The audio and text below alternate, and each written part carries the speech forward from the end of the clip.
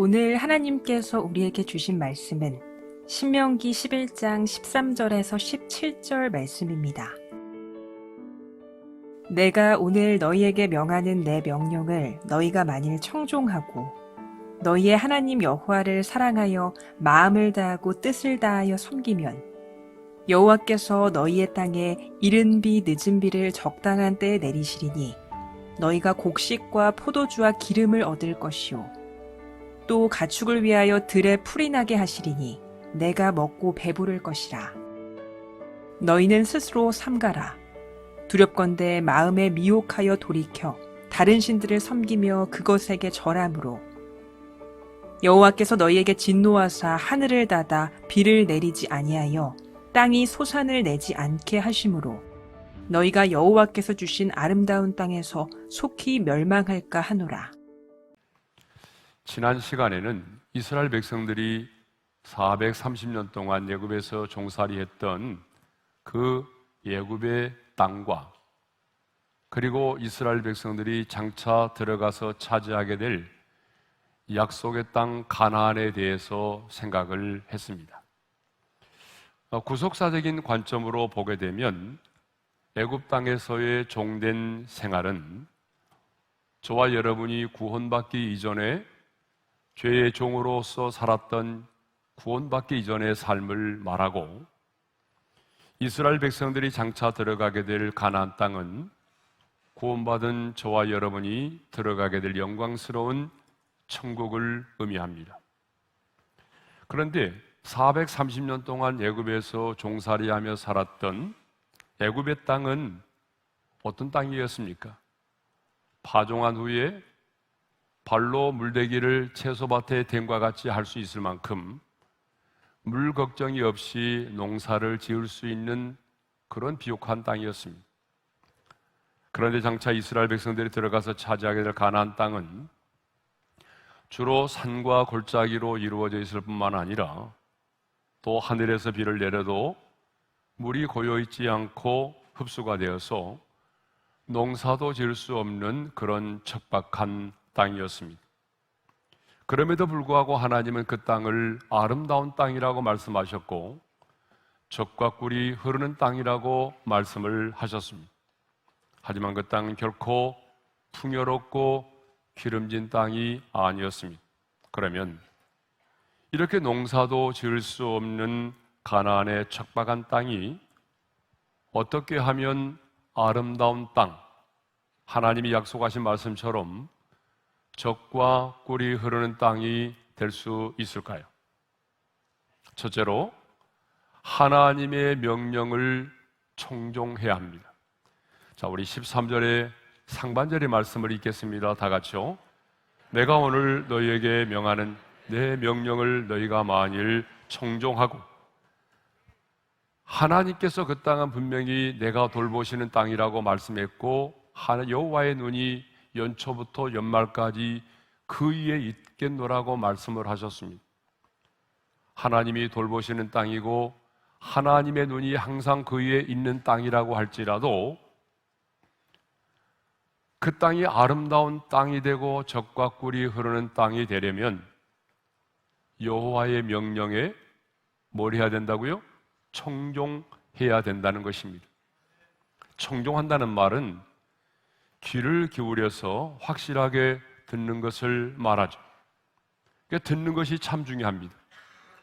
그래서 우리 예수님도 씨 뿌리는 비유를 말씀하신 다음에 귀 있는 자는 들으라고 말씀하셨고, 여러분 요한계시록을 보게 되면 소아시아 7교회에 편지를 보내면서 모든 교회에 동일하게 이렇게 말하죠. 귀 있는 자는 성령이 교회들에게 하시는 말씀을 들을지어다 라고 말씀하고 있어요. 우리가 잘 아는 쉐마, 즉 신명기 6장 4절에서 9절의 말씀도 들으라 이스라엘아 이렇게 시작이 됩니다. 여러분 듣는 것이 참 중요해요. 왜냐하면 저와 여러분의 믿음도 하나님의 말씀을 들음으로 인하여 생기기 때문이죠. 그래서 사도 바울은 로마서 10장 17절에서 이렇게 말합니다. 다 같이요. 믿음은 들음에서 나며 들음은 그리스도의 말씀으로 말미암았느니. 그렇습니다, 여러분. 우리 믿음은요, 반드시 하나님의 말씀을 들어야 생깁니다. 그리고 그 하나님의 말씀을 들어야 우리의 믿음이 자라게 되어 있습니다. 그렇기 때문에 저는 우리 오륜의 성도들이 늘 하나님의 말씀에 귀를 기울여서 진지하게 그 말씀을 사람의 말이 아닌 하나님이 내게 주시는 음성으로 들을 수 있기를 바랍니다. 그런데 오늘 본문에서 하나님의 명령을 청종하라고 할 때에 이 청종이라고 하는 단어는 단순히 말씀을 귀를 기울여서 듣는 정도를 말하는 것이 아닙니다. 그러니까 단순히 말씀을 듣는 정도가 아니라 여기 나오는 청종이라는 단어가 히브리어로 보게 되면 샤마인데, 이 단어는 귀로 들은 바를 완전히 수긍하면서 이를 행동으로 옮기는 것까지를 의미하는 단어입니다. 그러니까 이 청종이라고 하는 단어는요, 들은 대로 지켜 행하며 들은 대로 지켜 행하는 전적인 순종을 말한다는 거예요. 그러니까 듣는 것으로 끝나는 것이 아니라 지켜 행하는 것까지 이르게 되는 전적인 순종을 말합니다. 그러므로 약속의 땅 가나안에 들어가면 반드시 하나님이 말씀하신 명령을 듣고 그 명령을 지켜 행하라는 것입니다. 정말 너희가 하나님의 은혜로 구원을 받아서 가나안 땅에 들어와서 하나님의 자녀로 살게 되었다고 한다면 반드시 해야 될 일이 있어요. 그 말은 무슨 말이냐면 하나님의 명령을 청종하라는 거예요. 하나님께서 우리에게 주신 명령을 귀를 기울여 듣고 그 말씀대로 순종하는 삶을 살아야 한다는 것입니다. 그래야만이 하나님이 약속하신 그 가나안 땅이 아름다운 땅이 될 수가 있고 젖과 꿀이 흐르는 땅이 될 수 있다는 것입니다. 자, 두 번째로는 너희 하나님 여호와를 사랑하여 마음을 다하고 뜻을 다하여 그 하나님을 섬기라고 말씀합니다. 13절 하반절의 말씀인데요, 우리 함께 읽겠습니다. 다 같이요. 너희 하나님 여호와를 사랑하여 마음을 다하고 뜻을 다하여 섬기면. 여러분, 여호와를 사랑하는 것과 여호와를 사랑하기 때문에 그의 계명들을 지켜 행하는 것은 뗄래야 뗄 수 없는 관계에 있습니다. 다른 말씀이 아니에요. 왜냐하면 여호와를 사랑하는 것이 곧 그의 말씀을 지켜 행하는 것이 되기 때문이죠. 요한일서 5장 3절의 말씀을 우리 함께 읽겠습니다. 다 같이요. 하나님을 사랑하는 것은 이것이니 우리가 그의 계명들을 지키는 것이라. 그의 계명들은 무거운 것이 아니로다. 그러니까 내가 하나님을 사랑한다는 증거가 뭐냐는 거예요. 예? 하나님을 사랑한다는 증거는 반드시 하나님께서 우리에게 주신 계명들을 지켜 행하는 것이고, 하나님을 사랑하는 사람에게는 그 계명이 결코 무겁지가 않다는 거예요. 그래서 예수님도 요한복음 14장 15절에서 이렇게 말씀을 하셨습니다. 다 같이요. 너희가 나를 사랑하면 나의 계명을 지키라. 그렇습니다, 여러분. 정말로 주님을 사랑하는 자는 뭐죠? 주님을 사랑하는 자는 어떤 사람일까요? 주님께서 우리에게 주신 계명들을 지켜 행하는 것입니다. 그리고 그 계명들을 지켜 행할 때에 그 계명을 지켜 행하는 것이 무거운 짐으로 다가오지 않는다는 거예요. 마지못해 순종하는 것이 아니라 기쁨으로 순종을 하게 됩니다. 여러분, 야곱을 보십시오. 야곱이요, 사랑하는 라헬을 아내로 얻기 위해서 7년을 수고를 했는데 그를 사랑하는 까닭에 7년을 며칠같이 여겼다라고 성경에 기록되어 있잖아요. 창세기 29장 20절의 말씀을 읽겠습니다. 다 같이요. 야곱이 라헬을 위하여 7년 동안 라반을 섬겼으나 그를 사랑하는 까닭에 7년을 며칠같이 여겼더라.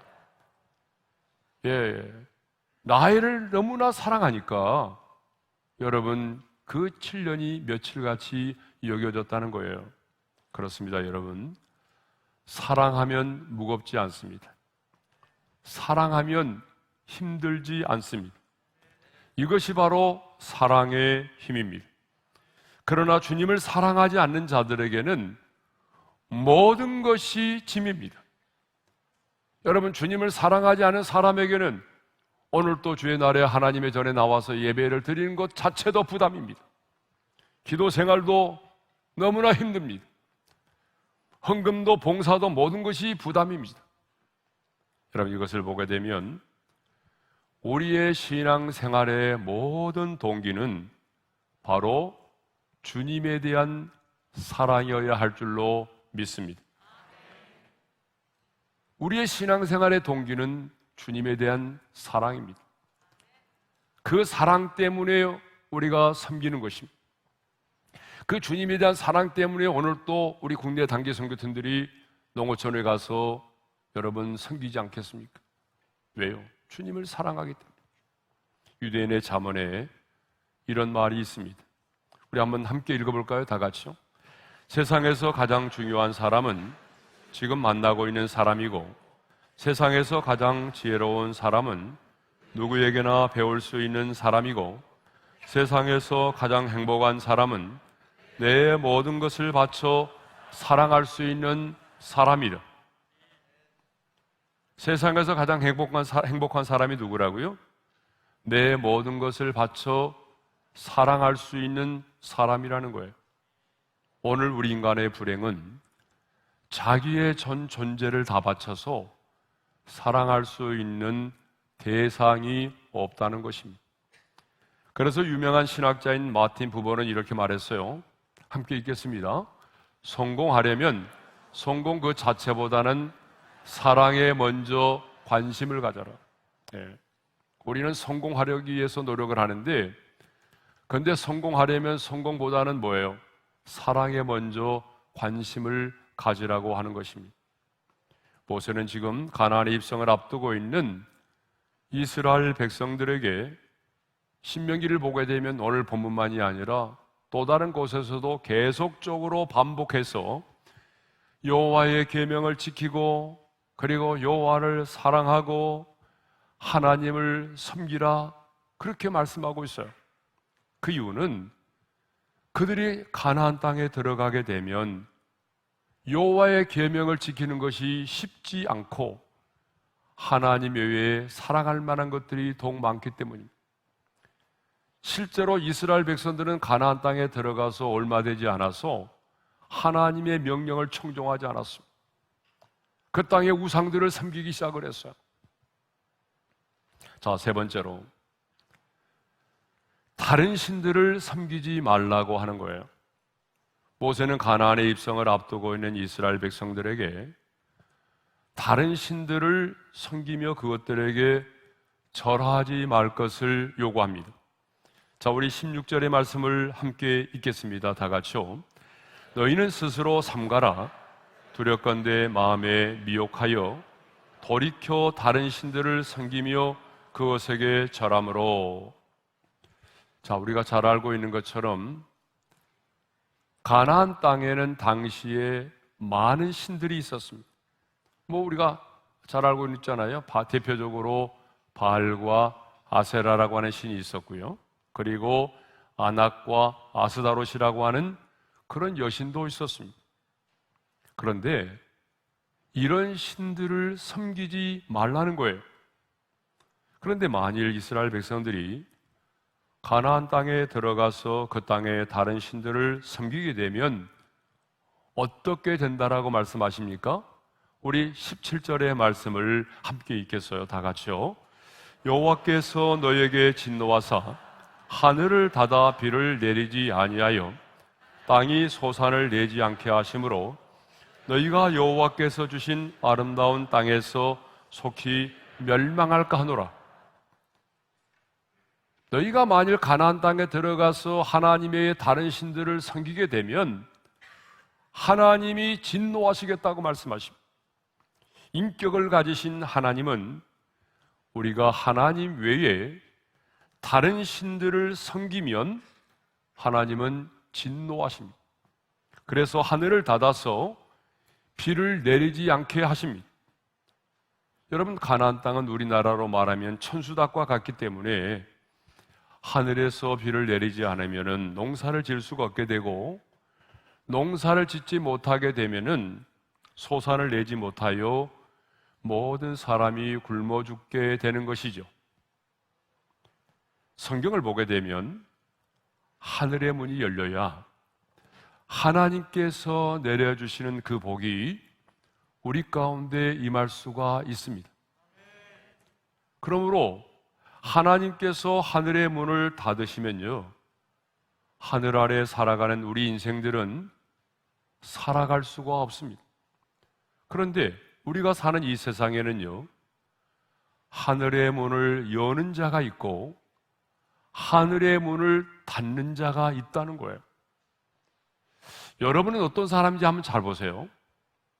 여러분의 가정에서, 여러분의 직장에서, 여러분의 인생 가운데 여러분 자신을 한번 잘 점검해 보십시오. 이 세상에는요, 하늘의 문을 여는 자가 있고 그 하늘의 문을 닫게 하는 자가 있어요. 자, 성경에도 보니까 이스라엘의 아합 왕은요, 바알을 숭배해서 하나님을 진노케 만들었고, 그 결과 하나님께서 하늘을 닫으심으로 3년 6개월 동안 그 땅에 비가 내리지 않았습니다. 그러니까 아합은요, 그 우상 숭배를 통해서 하늘의 문을 닫게 했던 사람이에요. 지금도 하나님 외에 다른 신을 섬기면은 그것은 곧 하늘의 문을 닫는 것입니다. 여러분, 우상 숭배는 하나님을 진노케 하는 것이고, 우상 숭배는 하늘의 문을 닫게 만드는 것입니다. 오늘 또 보게 되면 이렇게 아름다운 땅에 살면서 죄를 짓고 회개하지 않으므로 하늘의 문을 닫는 자들이 있습니다. 그러나 성경에 보게 되면 하나님의 사람 엘리야는 갈멜산에 올라가 땅에 꿇어 엎드려 그 얼굴을 무릎 사이에 넣고 간절히 기도함으로 하나님께서 하늘의 문을 여시고 그 땅 가운데 비를 내리셨습니다. 그러니까 엘리야는 기도를 통해서 하늘의 문을 열었던 사람입니다. 3년 6개월 동안 닫혀있던 하늘의 문을 중보의 기도를 통해서 열었던 사람이 바로 엘리야입니다. 여러분, 오늘 또 마찬가지. 오늘 또 회개의 기도, 그 중보의 기도는 하늘의 문을 열게 만드는 것입니다. 이 땅을 향한 여러분의 그 회개의 기도, 여러분의 자녀들을 위한 회개의 기도, 여러분의 직장을 위한 중보의 기도는 여러분의 직장과 가정과 일터를 향한 하늘의 문을 열게 만드는 것입니다. 저는 우리 성도들이 어디에 서 있든지 어느 곳에 있든지 간에 하늘의 문을 닫는 자가 아니라 여러분들로 인하여 하늘의 문이 활짝 열려질 수 있기를 주님의 이름으로 축원합니다. 여러분들이 머무르는 그 삶의 현장 속에, 여러분의 가정께, 여러분의 일터에 하늘의 문이 열려질 수 있기를 주님의 이름으로 축원합니다. 자, 이스라엘 백성들이 약속의 땅 가나안에 들어가서 여호와의 명령을 청종하고 하나님을 사랑하고 마음과 뜻을 다하여 하나님을 섬기면 하나님께서 이런 복을 주시겠다라고 약속을 하셨어요. 그러면 하나님이 약속하신 복이 무엇입니까? 바로 14절에 나오는데요, 우리 14절의 말씀을 읽겠습니다. 다 같이요. 여호와께서 너희의 땅에 이른 비 늦은 비를 적당한 때에 내리시리니 너희가 곡식과 포도주와 기름을 얻을 것이요. 하나님이 약속하신 복이 뭐냐 그러면 너희가 머물러 있는 그 땅에, 너희의 땅에 이른 비와 늦은 비를 적당한 때에 내려주셔서 곡식과 포도주와 기름을 얻게 하실 것이라는 거죠. 지난 시간에 생각해 본 것처럼 여러분, 가나안 땅은 애굽 땅과 같지 않다고 했어요. 산과 골짜기로 이루어져 있을 뿐만 아니라 석회석으로 이루어져 있기 때문에 농사를 지을 수가 없는 척박한 땅이에요. 그러므로 반드시 파종의 때에는 뭐가 있어야 돼요? 이른 비가 내려주어야 돼요. 뿐만 아니라 곡식의 수확의 때로 곡식의 열매를 탐스럽게 하기 위해서 늦은 비가 내려줘야만 합니다. 그러니까 때를 따라서 이른 비와 늦은 비를 적당하게 내려줘야만이 여러분, 그 소산의 열매를 거둘 수가 있는 거죠. 그래서 너희로 하여금 곡식과 포도주와 기름을 얻게 하실 것이라고 말씀하셔요. 그러니까 너희가 가나안 땅에 들어가서 구원받은 너희가 하나님의 사람으로 살아가면서 하나님의 말씀을 청종하고 하나님을 사랑하고 마음과 뜻을 다하여 하나님을 섬기면 하나님께서 여러분의 인생 가운데 때를 따라 돕는 은혜를 허락해 주신다는 거예요. 이른 비와 늦은 비의 은혜를 적당히 내려주셔서 여러분의 인생 가운데 곡식과 포도주와 기름을 얻게 하신다는 거죠. 그리고 15절에 보게 되면 들에도 풀이 나게 해서 먹고 배부를 것이라고 말씀하고 있어요. 15절의 말씀을 읽습니다. 시작. 또 가축을 위하여 들에 풀이 나게 하시리니 내가 먹고 배부를 것이요. 자, 이렇게 여호와의 명령을 청종하고 하나님을 사랑하고 마음과 뜻을 다하여 하나님을 섬기면 하나님께서 너의 인생 가운데, 너가 머물러 있는 그 땅 가운데 이른 비와 늦은 비를 적당한 때에 내려주셔서 곡식과 포도주와 기름을 얻게 하시고 그리고 들에도 풀이 나게 해서 먹고 배부르게 해 주신다는 것입니다. 그런데 이 축복은 어떤 거죠?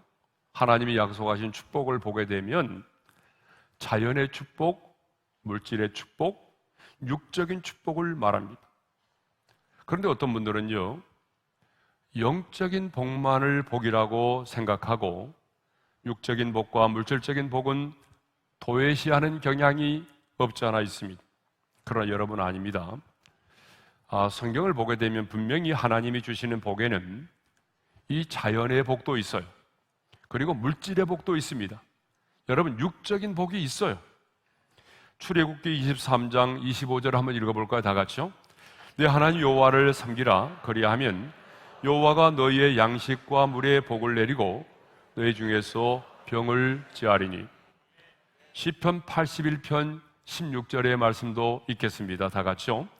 또 내가 기름진 밀을 그들에게 먹이며 반석에서 나오는 물로 너를 만족하게 하리라 하셨도다. 여러분, 이렇게 성경에는요, 수를 헤아릴 수 없을 정도로 하나님께서 우리에게 자연의 축복, 물질의 축복, 육적인 축복을 약속을 하셨습니다.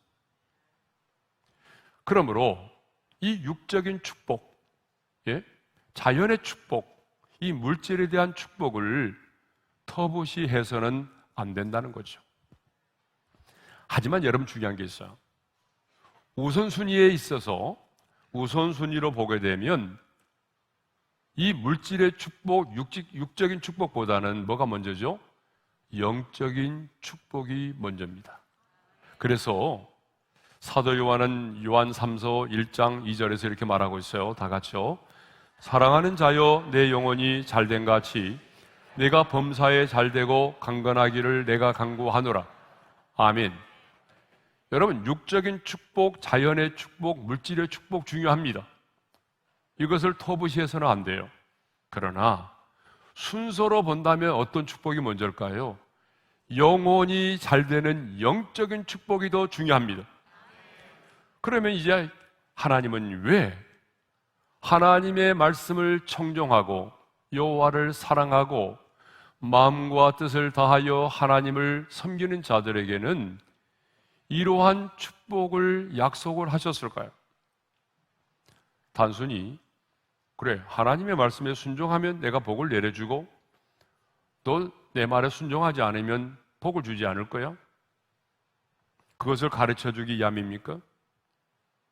하나님의 말씀에 순종하면 물질의 복을 받고 순종하지 않으면 물질의 복을 받지 못한다고 하는 것을 보여주기 위함입니까?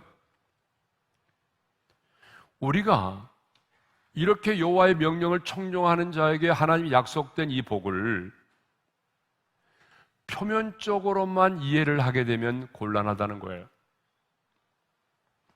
우리가 표면적으로 말씀을 이해하게 되면 그런 식으로밖에 해석이 될 수밖에 없어요. 그래, 순종하면 복 받는 거야. 순종하지 않으면 하나님 복 주지 않아. 이렇게 끝날 수 있어요. 우리가 예를 들면은 아브라함이 기근 때문에 애굽으로 들어간 적이 있죠. 그런데 그때 아내 사라가 너무나 예뻐서 사람들이 사라를 아내라고 하게 되면 자신을 죽일 것 같았어요.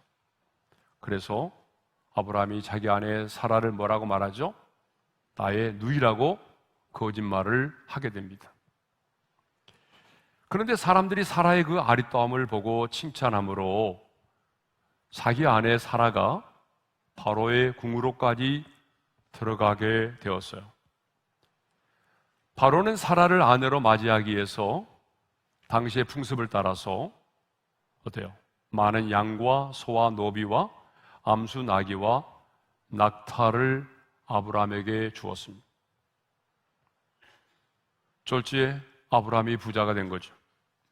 그런데 이 일로 인해서 아브라함의 아내 사라가 바로의 아내가 될 수밖에 없는 아주 긴급한 상황 가운데 직면하게 되었어요.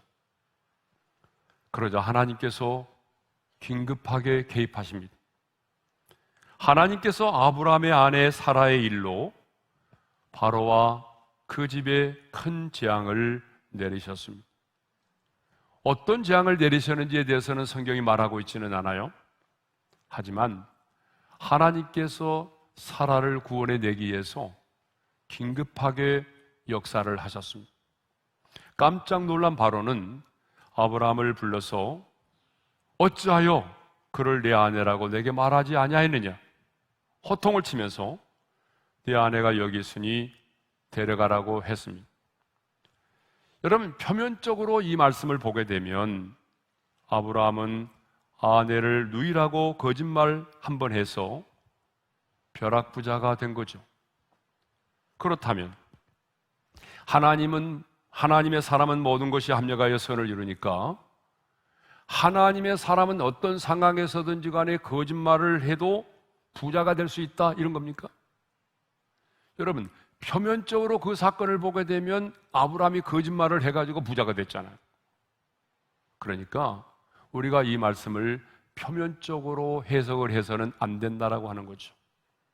이 말씀의 진정한 의미는 아브라함의 거짓말과 실수에도 불구하고 하나님은 약속을 지키시는 신실하신 하나님이심을 말씀하고 있는 것입니다.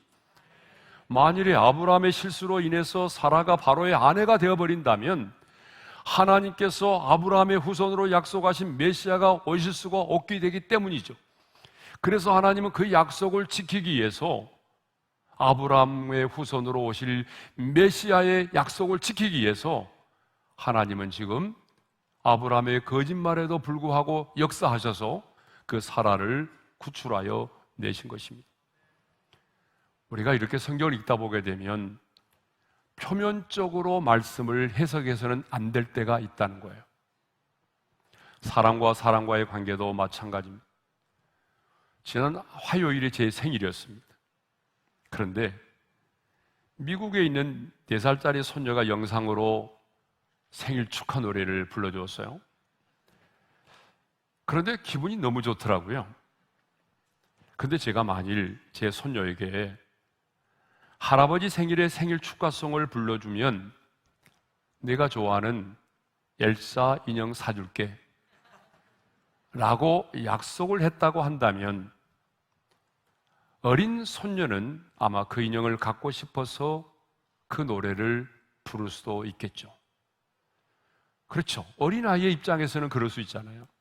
네, 우리 자녀들이 보통 그러지 않아요, 수준에서. 그러나 제게는 인형을 주는 것이 목적이 아닙니다. 저에게는 너는 나의 기쁨이야. 네가 할아버지를 위해서 그 노래를 불러준다면 나는 너무 기뻐. 나는 그 자체로 만족해. 여러분, 이것이 저의 마음이잖아요. 어린아이의 입장에서 보게 되면은 노래를 불러주고 그래서 엘사 인형을 갖는 것이 목적일 수 있지만, 여러분, 그 노래를 불러달라고 요구하는 할아버지의 마음은 전혀 그렇지 않아요. 마찬가지입니다. 오늘 본문도 마찬가지입니다. 하나님께서 약속의 땅에 들어가는 이스라엘 백성들에게, 아니 구원받은 저와 여러분에게 하나님의 말씀에 순종하면, 그리고 하나님을 사랑하고 마음과 뜻을 다하여 섬기면 내가 너에게 이런 복을 주겠다라고 약속을 하셨는데, 그것은 단순히 우리에게 그 복을 주기 위함만이 아니라 하나님이 내 인생의 주인 되심을 분명히 하기 위해서라는 것입니다.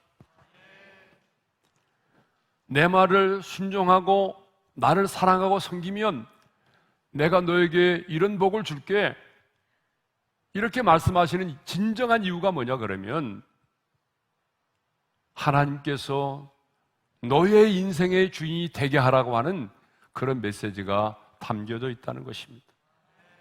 결국 여러분, 우리의 신앙생활, 아니 영적인 전쟁은요, 누가 내 인생의 주인이 되느냐의 싸움입니다. 내가 내 인생의 주인인가? 아니면 하나님이 내 인생의 주인인가? 아니면 재물이 나의 인생의 주인인가? 여러분, 이 싸움 아닙니까? 여러분 들어보십시오. 여러분의 영적 전쟁을 자세히 한번 살펴보십시오. 영적 전쟁을 치르고 있는 그 내용은 다양하지만, 여러분 중심을 보게 되면 누가 내 인생의 주인인가에 대한 싸움 아니겠어요? 하나님이 내 인생의 주인인가? 아니면 내가 내 인생의 주인인가? 아니면 재물이 내 인생의 주인인가의 싸움입니다. 사탄은요, 끊임없이 하나님이 아닌 내가 내 인생의 주인이 되라고 요구합니다. 그래서 인간이 지배하고 인간이 다스리는 인간의 나라를 만들라고 요구하죠. 여러분, 이것이 바로 사탄이 첫사람 아담과 하와를 유혹하여 넘어뜨렸던 전략 아닙니까? 사탄이 아담과 하와를 넘어뜨린 전략이 바로 이것이었어요. 선악을 알게 하는 나무의 열매를 먹으면 내 눈이 밝아져서 하나님과 같이 될 수 있다는 거예요. 예? 이제는 하나님이 너의 인생의 주인이 아니라 내 자신이 너의 인생의 주인이 되라는 거예요. 그래서 하나님이 다스리는 하나님의 나라가 아니라 네가 네 인생의 주인이 되는, 인간이 지배하고 인간이 다스리는 인간의 나라를 만들라는 거예요. 이게 사탄의 요구였어요. 여러분, 사탄의 요구는 지금도 계속되고 있습니다. 끊임없이 사탄은 이 세상의 모든 어떤 정치적인 그런 제도를 통해서, 시대의 문화를 통해서 오늘 또 우리 인간들에게 끊임없이 요구합니다. 내가 내 인생의 주인이 되라는 거예요. 하나님이 너의 인생의 주인이 아니라 피조물인 내가 너의 인생의 주인이 돼서 인간 스스로 지배하고 다스리는 휴머니즘의 나라를 만들라는 거예요. 하나님의 나라가 아닌 인간의 나라를 만들라는 거예요. 여러분, 이것이 사탄의 요구입니다. 그래서 타락한 우리 인간들은 노아의 홍수 이후에도 인간이 지배하고 인간이 다스리는, 인간이 주인 되는 나라를 만들기 위해서 바벨탑을 쌓았던 거 아닙니까? 예수님 역시 이렇게 말씀하셨어요.